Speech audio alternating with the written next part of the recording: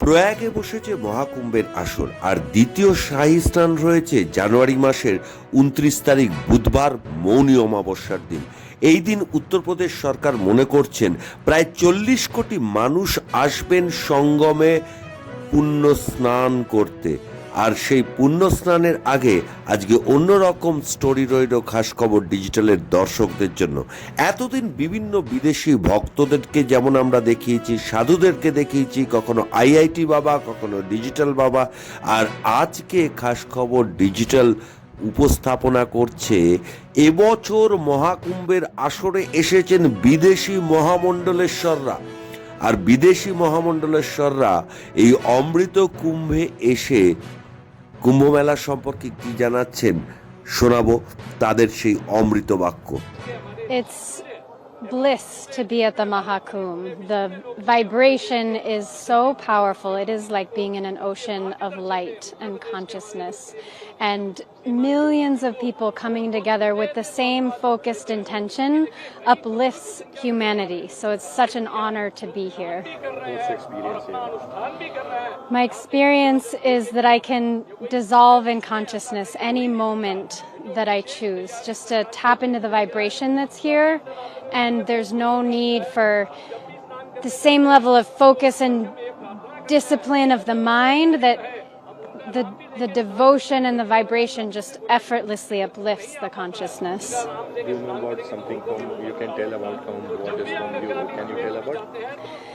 Yes, I know that people have been gathering for thousands and thousands of years to come together when the stars align to bathe in the sacred rivers. And this river, the Ganga, is mother, and we bathe in the water to purify our karma and to change our consciousness and to achieve liberation. So to have a gathering that's been continuously happening beyond recorded history is a testament to the importance of this gathering, and that the Indian culture has continued and maintained the depth of this ancient knowledge is very profound. Which Kumbh is this? What Kumbh is this yours? First Kumbh, second? This is my 5th Kumbh Mela. And how you like about Prayag? What do you like about Prayag? I can say the Kumbh Mela is something that I look forward to continuously between each Kumbh. And having it in Prayagaraj, where we have the Sangam, the confluence of the sacred rivers, amplifies what's available to us with the sacredness of this location. How do you like the preparation which is being here? What do you like about that? It's very well organized. I feel that this environment is very safe. It's to create an organization where so many people can come together in harmony and focus on sadhana is very impressive. Om Jai, Jai Sai Ma, Jai Shri Krishna. For me, to come to the Kumbh is to dive into an ocean of consciousness. In the original story of the Kumbh, they speak about that ocean of consciousness and how that Kumbh, the pot of immortality, came out. To come back to the Maha Kumbh in 2025 is to immerse in this ocean of consciousness, where all of the qualities, all of the joy, all of those aspects of life that we all yearn for, fulfillment, joy, peace, serenity, are available, and they're breathed in each breath here. It is truly a wondrous, magical, mystical experience to be at the Maha Kumbh. How you are feeling and what is your experience? My experience, my feeling here is one of ecstasy, of bubbling ecstasy. Here at the Kumbh, each moment I'm hearing the vibrations of Atma, of Ram, of Sita, and it creates such a sense of bliss in me. It is absolutely joyful to be here. What do you like? How about you like the preparation of the Kumbh? How is it? For me, it boggles the human mind to consider hundreds of millions of people coming together in one location over the course of several weeks, and the administration required. This is not my domain. I live in the Sanatan Dharma path. I don't handle the logistics of the government, but I can only imagine what it took. I'm very impressed at the infrastructure that allows such a massive gathering to happen so smoothly like this. Very impressed and very grateful. How much you are excited for the upcoming Amrit Snan? I love the Snan. For me, the alignment, the astrological alignment, the energetic alignment, and all the people that come together, the sea of humanity. When we immerse ourselves in the Ganga, in the Snan, in the Triveni Sangam, It's a moment beyond time. It's a moment where when we speak of the Mahabharata, all these ancient moments, they become alive in this moment. And we feel like, yes, we're here with the sages. We're here with the rishis in this moment in the Sangam. It is a moment beyond time. When you joined Sanatan, from where are you and how you joined Sanatan, how you like about Sanatan, what you like about the Sanatan Yes. Dharma? For me, before I joined Sanatan Dharma, I was a psychology student in the West, so studying the human mind.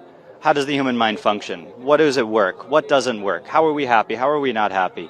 And in meeting my guru, Jagaguru Saima, I realized that everything I knew about the mind was irrelevant when we bring in bhakti, when we bring in the heart, when we bring in this devotion. And from there, the path of Sanatan Dharma opened up for me, and my guru has led me in this. And for me, it's a life of ecstasy. It's a life of seva. It's a life of service. I love Sanatan Dharma, and I see what happens when others live in the principles and the practices as well. A little child, I was always looking. There's something. What is life? What is life? Why am I here? And I had looked at many paths, looked at many traditions, and when I met my guru, Jagat Guru Saima Lakshmi Devi, everything I'd been studying was all in one place. Everything was in Sanatan Dharma, about learning about Atma, about self, about all the answers are within, about it's a science that teaches us how to live life, to be fully in that alignment. And so, no more looking after this. Where you are from and which religion you were following before joining Sanatan Dharma?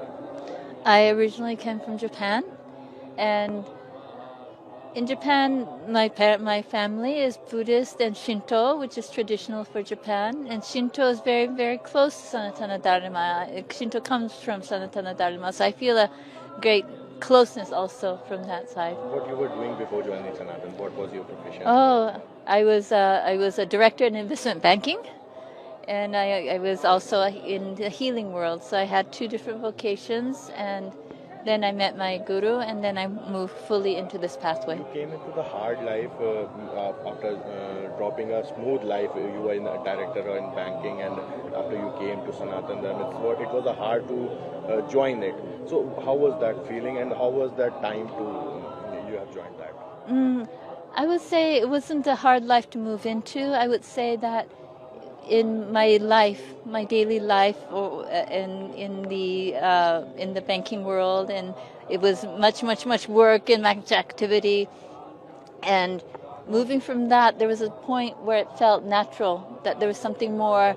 It was not in what was occurring. There was nothing there to fulfill.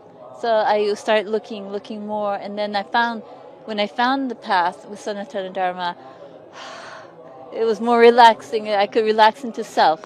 What's your experience? Heaven.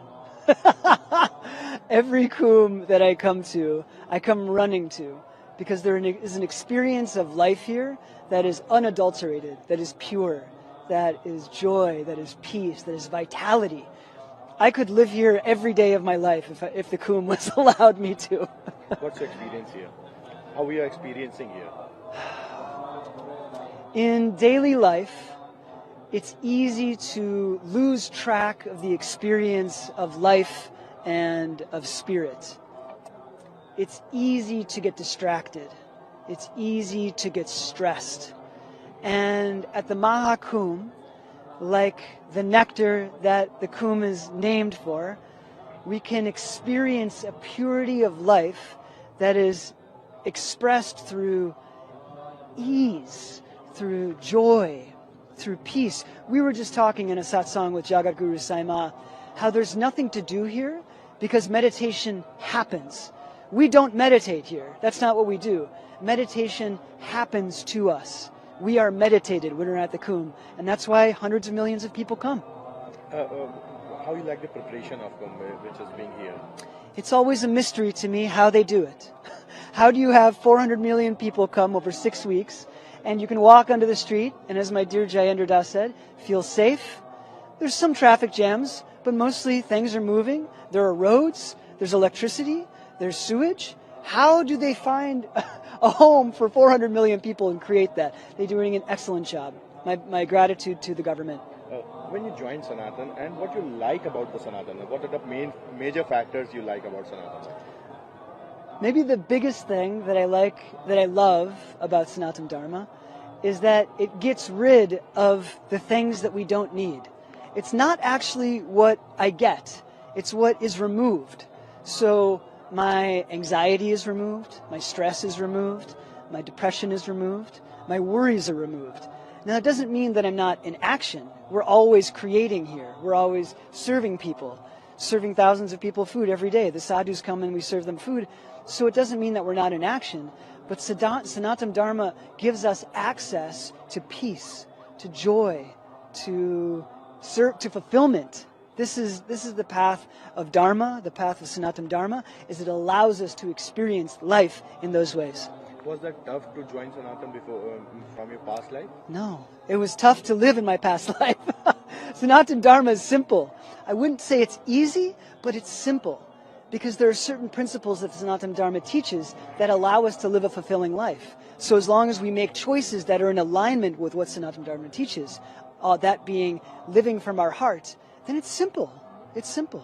It's a simple life. My previous life was way harder. May I know what you were doing before joining Sanatan? What was your profession and how Yes. you came to here? Yes. I was a psychologist in the United States. I still practice psychology in the United States, but I'm also a sannyasin in the United States. I work with young people who are struggling in their lives, who have depression, anxiety, drugs, alcohol. And I work with them and I serve them and essentially teach them the principles of Sanatan Dharma. Before being a sannyas, I was very much in the world. I didn't have any interest in God. I didn't have any interest in spirituality. I didn't have any interest in serving other people. I was a very selfish person. I realized that I was suffering and I didn't know why. When I met Jagat Guru Saima Lakshmi Devi, I realized that selfishness was the key component to my suffering. We see that many of youngsters of India, they are joining, they are going to foreign, they are following the foreign things. But The Western, yeah, they becoming are more and more becoming Western. But the Yes. Western people are following Sanatan. So what Yes. are the key factors between them? Between the Indian people, and, Bharatiya, yeah. focusing the West. Yeah. Well, the West has lived in this way like I lived for much of my life that seems like it's fulfilling.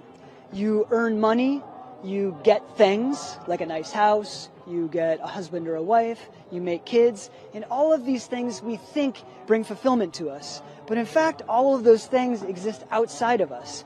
And in the West, most of us aren't focused on our inner experience. We don't reflect. We don't think, why am I so angry? Why am I so sad? Is it because I don't have enough kids? Is it because I need to find the right partner? People don't think like this very often in the West. And so I think in India, there's more of an attraction to the West because they want to have things. They want to have nice things, which is understandable. They want to have cars. They want to have a family. They want to have wealth and money. But it's so limited. It's so limited. And one of the greatest aspects of Bharat that I revere, that I admire, is that this country is steeped in the wisdom traditions to go inside. Dhyan, go within, withdraw from the senses. Fulfillment doesn't come from the outside world. It comes more and more that we understand and gain connection with ourselves. And this is where true fulfillment lies. I came here for the Kumbh. Came here in India, where each breath is full of Shakti, the Shakti of the Master, the Shakti of India, full of Shakti. And here also we have all our families, all the communities here, Matajis here, Gurus, great masters are here. It's all a world of worshipping, a world of devotion, a world of energy, positive energy, a world of love, a world of peace. This is what I'm coming for here, to meet and to be with that, to recharge some of my feelings on this. Which Kumbh is this of yours? Say it again. Which Kumbh is this of yours? Is this the first or before? No. So this is not the first I'm in India. I have been coming to the last maybe 10 Kumbhs, something. And each time is the same thing, which kind of different dimensions. But we have the same people, the people filled up with the same energy, devotion, love, serving, and worshipping, and serving people. How you are feeling here? My feeling here is peace and openness and transformation, naturally. but also the openness of consciousness. Consciousness move at different level in this environment, and we see people behaving a certain way, we see people thinking a certain way that enhance our own vibration and our own feeling, our own values. How you like the preparation of Kumbh here? The preparation? Of Kumbh. Yes. So I think, I cannot think really how they did it, but we know that it's a huge meeting of people. We speak about 400 million people, and it seems much more well organized than last time I was here in Prayagaraj. Outside is peace, people are peace, devotion, it's organized, it's clean, we have everything, water, electricity, it's incredible. It's like 400 million people. This is a big part of the world. It's bigger than most of the countries. And here people are in peace. There is no fight. We don't see that.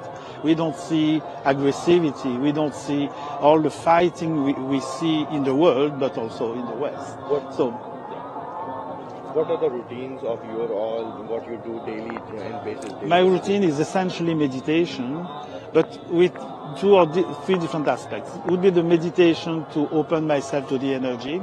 As Jivandas was saying, after a while, the meditation takes you wherever it has to go. But also I'm working in the body. I'm teaching yoga and Tai Chi.